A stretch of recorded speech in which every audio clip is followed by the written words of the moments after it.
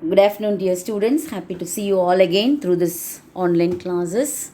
One more day, one more strength, new strength we have gained from God.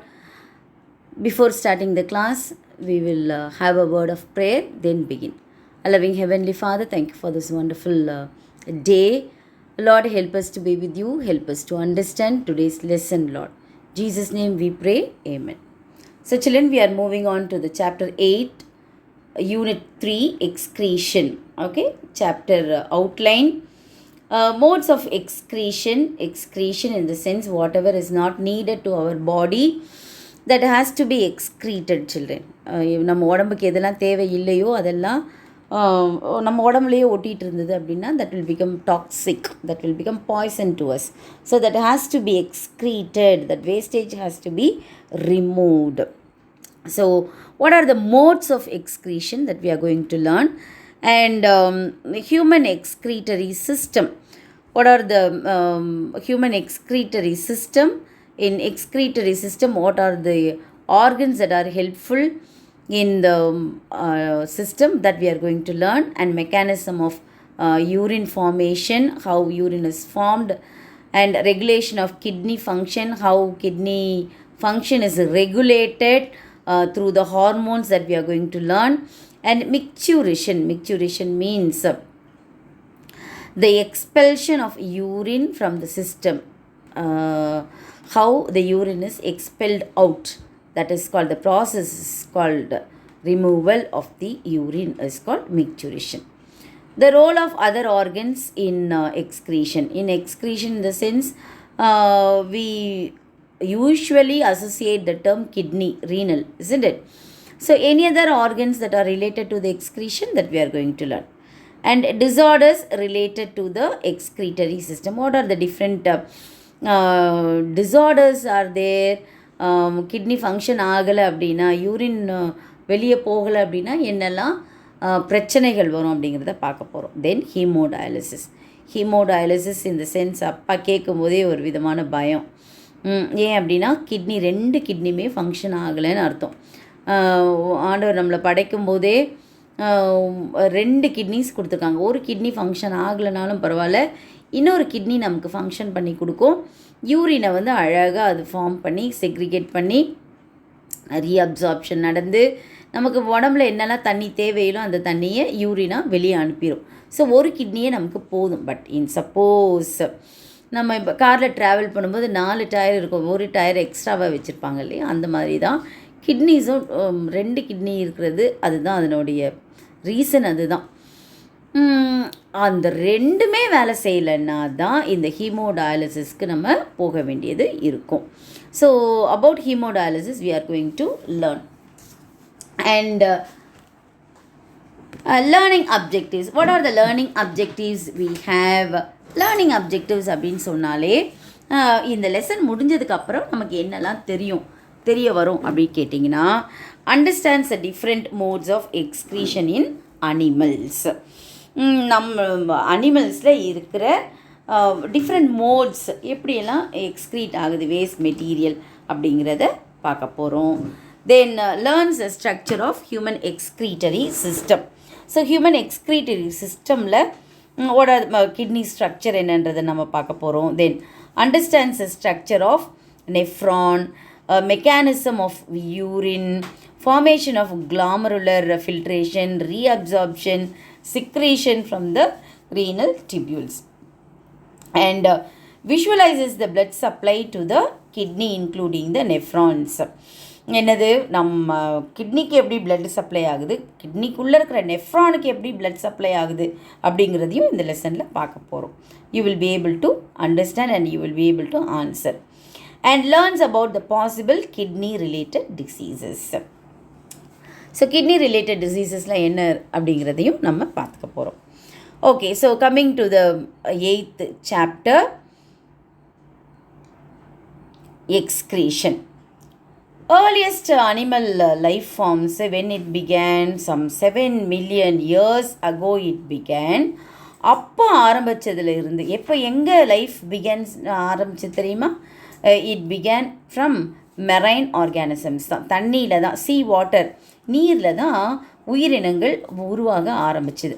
So example சொல்லணுன்னா modern sponges we can take each cell of the modern sponges that is surrounded by marine water. So it is surrounded by sea water, but it maintains an intracellular ionic composition. உள்ளுக்குள்ளேயே தான், செல்லுக்குள்ளேயே தான் ionic காம்போசிஷனை இது maintain பண்ணிகிட்டு இருந்தது. So செல்லுக்குள்ளேயே இது composition maintain ஆகிறதுனால செல்லுக்குள்ளே இருக்கிற ஃப்ளூயிடோடைய concentration வேறு, செல்லுக்கு வெளியே, தட் இஸ் மெரைன் வாட்டரில் இருக்கிற காம்போசிஷன் வேறு. அப்போது இது எப்படி அது சரியாகுது அப்படின்னா, evolution that led to the changes. Evolution means the gradual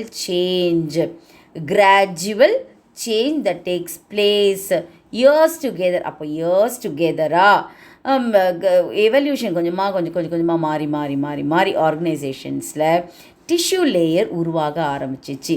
so specialised epidermal external tissue layer உருவானதுக்கப்புறம் this provided a barrier between the external environment and internal fluid. அப்போது it results in the formation of extracellular fluid. அப்போது செல்லுக்கு வெளியேவும் fluid உருவாக ஆரம்பிச்சிச்சு. So most changes in osmoregulation and ionic regulation that occurred during the evolution of chordates. கார்டேட்ஸ்ன்னு சொல்லும்போது இன்வெர்டிபிரேட்ஸில் இருந்து வெர்டிபிரேட்ஸாக மாறுறது இல்லையா? எப்படி invertebrates the animals without the backbone, இங்கே with the backbone. So it is essential. So this ability is to control the extracellular fluid composition, and it was essential for the diversification of animals, so which inhabit into brackish water, fresh water and land water. இப்போது நீர்நிலையில் தான் இருக்குது animals, but எந்த தண்ணியில் இருக்குது? Sea வாட்டரில் இருக்குது. Now that organism that moves from the sea water, the place that meets in between the fresh water and the marine water is called brackish water, children. சரியா? Back வாட்டர்ஸ்ன்னு சொல்லுவாங்க, எங்கே எஸ்சுரிஸ்ன்னு சொல்லுவாங்க, that is otherwise called brackish water. இப்போது உப்பு தண்ணியிலேயே இருக்கிற organism இப்போ கொஞ்சம் உப்பும் ஃப்ரெஷ் வாட்டரும் கலந்த தண்ணியில் வாழும்போது எப்படி இருக்கும் சேஞ்சஸ்ஸு? இப்போது ஃப்ரெஷ் வாட்டருக்கு மூவ் ஆச்சுதுன்னா அது எப்படி இருக்கும்? தென் ஃப்ரெஷ் வாட்டரில் இருந்தும் அக்வாட்டிக்லேருந்து லேண்டுக்கு டெரஸ்ட்ரியலாக உருவாகணும்னா எப்படி இருக்கும்? இப்படிங்கிறதும் சேஞ்சஸ் நடக்க ஆரம்பிச்சிது. எங்கே? எக்ஸ்க்ரீஷன் லெவலில் நம்ம பார்த்துட்ருக்கோம். இப்போது animals that moved evolved from water to land, தண்ணியிலேருந்து இப்போ லேண்டுக்கு வந்துட்டாங்க. இப்போது they have the risk of desiccation அப்படின்னா ஸ்கின் ட்ரைனஸ்ன்னு அர்த்தம். மேலே இருக்கிற தோல் காஞ்சி போகிற. ஏன்? இவ்வளோ நாள் அவங்க தண்ணிக்குள்ளே இருந்தாங்க, தண்ணியில் ஸ்கின்னோட இது இருந்துச்சு. இப்போது தண்ணி இல்லை, அதனால் தோல் காயறதுக்கு நிறையவே சான்சஸ் இருக்குது. So they are unable to excrete metabolic waste directly into the water. இப்போது தண்ணிக்குள்ளே டைரெக்டாகவே அவங்க எக்ஸ்க்ரீட்டாக அனுப்ப முடியாது, வேஸ்ட் மெட்டீரியலை அனுப்ப முடியாது. Hence there was a need for an external pathway to dispose the nitrogenous waste. இப்போ இந்த நைட்ரோஜினஸ் வேஸ்ட் மாறுறதுக்கு என்ன பண்ணணும், இல்லை வெளியே போகிறதுக்கு என்ன பண்ணணும்னா, most animals rely on kidneys only, children, to control ionic and water பேலன்ஸை கண்ட்ரோல் பண்ணுறதுக்கு they rely upon the kidneys. But some animals they depend upon external tissues like இதெல்லாம் depend upon external tissues, gills, skin, digestive mucosa, இது எல்லாமே அவங்களுக்கு excretory ஆர்கனாக ஹெல்ப்ஃபுல்லாக இருந்தது. எந்தில்? லோயர் ஃபார்ம் ஆஃப் அனிமல்ஸில். Why? To regulate the homeostatic process. Homeostatic ப்ராசஸ்னால் இன்டர்னலாகவும் எக்ஸ்டர்னலாகவும் இருக்கிற ஃப்ளூயிட்ஸில் இல்லை வேஸ்டேஜில் சேம் மெயின்டெனன்ஸ். ஸோ அது என்னதில் எதுக்கெல்லாம் அப்படின்னா ஆஸ்மாட்டிக் ரெகுலேஷனுக்கு, அயானிக் ரெகுலேஷனுக்கு அண்ட் நைட்ரஜன் எக்ஸ்க்ரீஷனுக்கு தேவைப்பட்டுச்சு. இப்போது என்ன ஆகுது? ஆஸ்மாட்டிக் ரெகுலேஷனை என்ன அப்படின்னா, control of tissue osmotic pressure, which acts as a driving force for the movement of water across the biological membranes. தான் ஆஸ்மாட்டிக் ரெகுலேஷன் அப்படின்னு சொல்கிறோம். ஒருவேளை அயானிக் ரெகுலேஷன் அப்படின்னா என்ன அப்படின்னா, okay, ionic regulation is the control of the ionic composition of body fluids. Control பண்ணும்போது maintain ஆகிறது ionic regulation சொல்கிறோம். அப்போ நைட்ரஜன் எக்ஸ்க்ரீஷனாக என்ன அப்படின்னா, ப்ரோட்டீன் மெட்டபாலிசம் நடக்குது. இப்போது மெட்டபாலிசம் அப்படின்னாலே நம்ம சாப்பிடுவோம், சாப்பிட்றது யூஸப் ஆகும், அப்சர்வ் ஆகும், யூஸப் ஆகும், எனர்ஜி கன்வெர்ட் ஆகும், எக்ஸாஸ்ட் ஆனதுக்கப்புறமா வேஸ்ட் வெளியே வந்து தான் ஆகணும். அதுக்கு பேர் தான் மெட்டபாலிசம் இல்லையா? அந்த மெட்டபாலிசம் அப்படின்னு சொல்லும்பொழுது protein metabolism is there, carbohydrate metabolism is there, and fat மெட்டபாலிசமும் இருக்குது. ஆமாம், இப்போ இதில் முக்கியமாக protein metabolism nitrogenous waste products from the body, that is called excretion, and they need the pathway of excreting ammonia, toxic nitrogenous end product of the protein catabolism.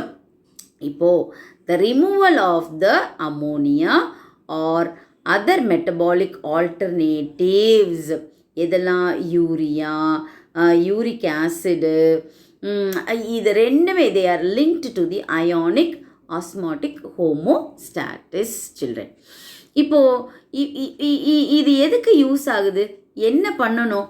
இப்போ இந்த அனிமல்ஸ்லாம் எப்படி இதை எக்ஸ்க்ரீட் பண்ணணும் அப்படின்னா, fresh water vertebrates they maintain higher salt concentrations in their body fluids. Marine vertebrates-ஆக இருந்ததுன்னா they maintain lower salt concentrations in their body fluids.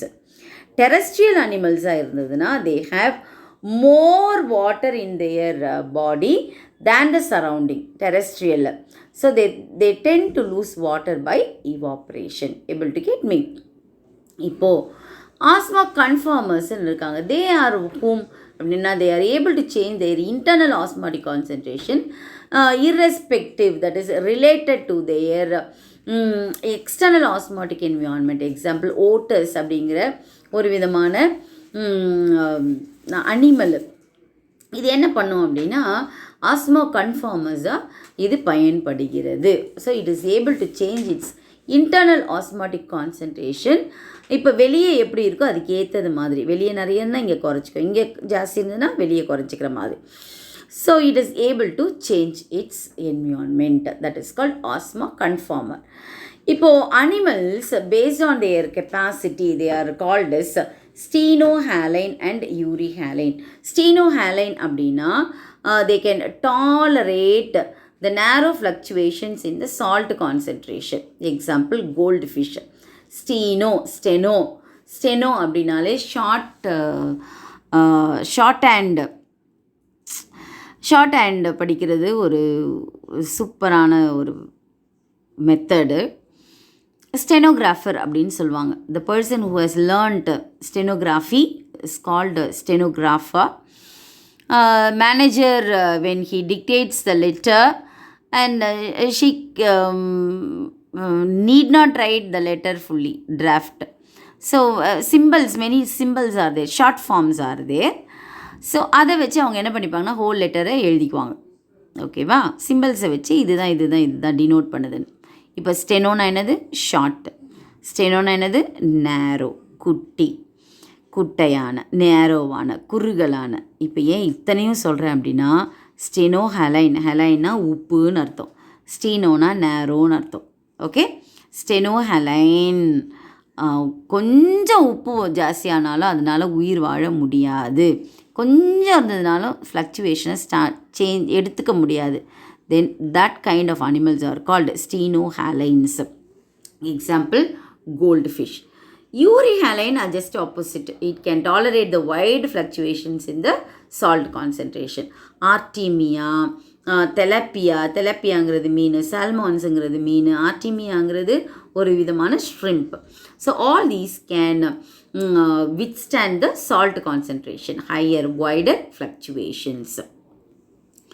Coming to the nitrogenous, major nitrogenous waste products எதுலாம்னா ammonia, urea and uric acid. What are the three major nitrogenous waste, children? Ammonia, urea and uric acid. இப்போ other waste products ஏதாவது இருக்கா அப்படின்னா yes it is there. Metabolism, protein மெட்டபாலிசமில் இருக்கிற end product, waste product என்னென்னா trimethyl amine oxide TMO. Okay, இது வந்து marine டீலியோஸில் இருக்குது. அண்ட் குவானைன் எங்கே இருக்குது, எதுலன்னா ஸ்பைடரில். ஓகேவா? தென் இது தவிர ஹிப்ரிக் acid, ஆலன்டாயினிங் and allantoic acid, ornithuric acid and creatinine, then purines and pyrimidines and pterines. All these are the other waste products. Okay, இப்போ modes of excretion நம்ம next வீடியோவில் பார்க்கலாம். Okay, wait. Immediately you will get the next video also saying about the modes of excretion. Okay, children.